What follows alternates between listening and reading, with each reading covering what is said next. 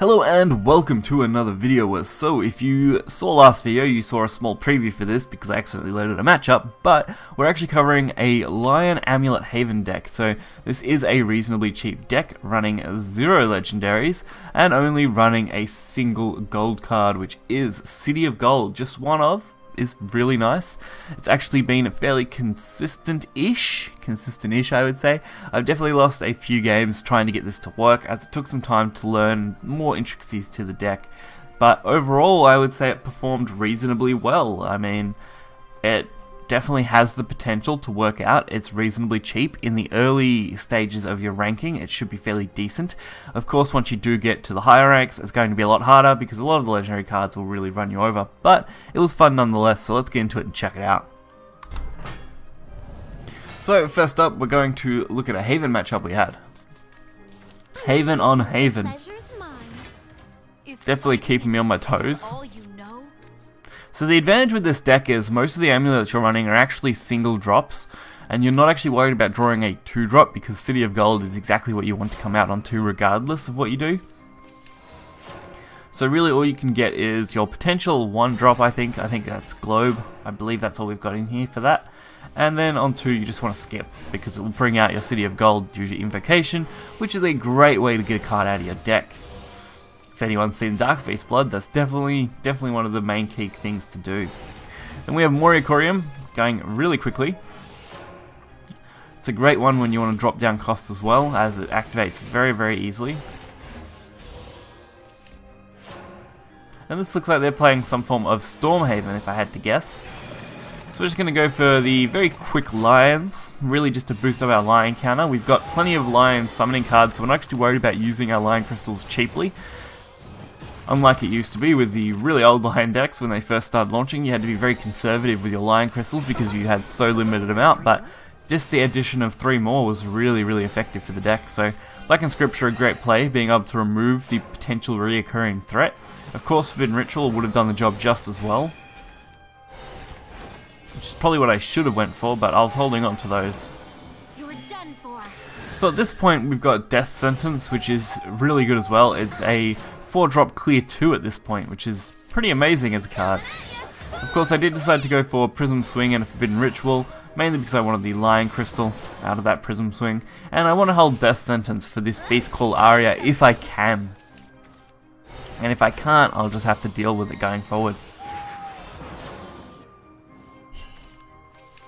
So at this point, another Ritual is going to be completely fine. We've also got our Temple, which we have a Holy Lion to even go with that if we want to, or we can go for the Mori. Either one would be really solid options for this deck, but getting out our Lions as quickly as possible means that we can get to our Storm Lions and be quite effective in the mid to late game. So Omen of Repose does come down. It does make a nice target for Death Sentence, as we're going to be able to remove both of these fairly easily. And considering it's going to be turn 9, Holy Lions is going to be pretty decent. Or we can even go for another card, but Holy Lion did feel like the better of the 2 options. As next turn, we can actually go for all 3 if we wanted. So Lapis is the only real problem here. They played that out. I was in a fairly weak spot to be able to play against this. Even going for double Lions, which I felt was my only real option, was to build a decent board up. It was going to be a very close game. So Garuda, Ruler of Storms, not a problem, at least not yet. Lapis is really all I'm worried about at this point. It's basically a required clear now. So starting off with the Prism gives us the Holy Lion Crystal. And we then kill the Lapis, and we get a chance to play the Holy Lion. With an Evo, we can get a fairly decent 14 damage this turn, and puts us very close to getting lethal. The fact's going to be on whether our opponent can proc this Lapis 3 times. If they can't, then we win the game. But it looks like they do only have the single proc here, or at least double proc at the most. And that did lead to a concede. So this is the start of the Shadow match from the last video, if you guys were watching. so you guys would have a rough idea on how this is going to kick off. We do start by going second, which isn't too bad with these sort of decks. So playing similar like City of Gold, doesn't matter if you draw it or not. If you do, it's still going to be your turn 2 play, pretty much regardless of what happens. There isn't much reason you'd want to play anything else on turn 2, unless you were black and scripturing a Bloodcraft player and removing their 5/3. That's about the only time I would ever probably play it like that. So Bellringer is their starting drop, City of Gold will be ours. Bellringer is not really a huge threat for us at this point, and City of Gold is just much more beneficial. So going into turn 3, Peace Weaver's perfect. I mean, it's a 3 drop, a 3/2, gives us a whole Lion Crystal, which is going to set us up for more future players and really decent setup. So I get a chance to use some of my cards here. I just go for the 1 Lion right now. It does start our Lion counter, which is exactly what we want, and we can go for the Evo, not take any damage on it, and really only give them a single card. Of course, Ding Dong coming back is a little annoying, but not the biggest problem.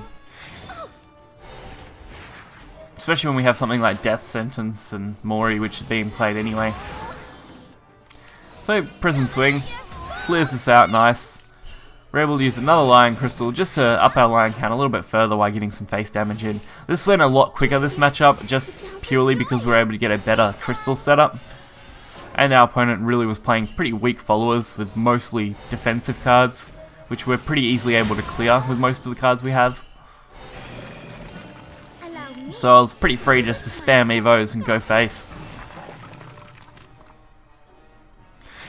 So they've only got 8 health left, not really much they can do, which leads to them conceding. So Lion decks are always pretty good decks, they're always reasonably cheap as well, which is a pretty great thing about them. And this in particular is a lot of fun using basically only amulets, and actually only 2 followers for the entire deck. Father of Punishment and Peace Weaver, which are pretty decent. Peace Weaver mainly just because you want Lion amulets, and Father of Punishment as a decent removal along with a lot of your other removals. So if you guys did enjoy the video, hit the like button and subscribe. You'll find more content on my channel, and you can check out the deck list in the description below. Till next time, see ya.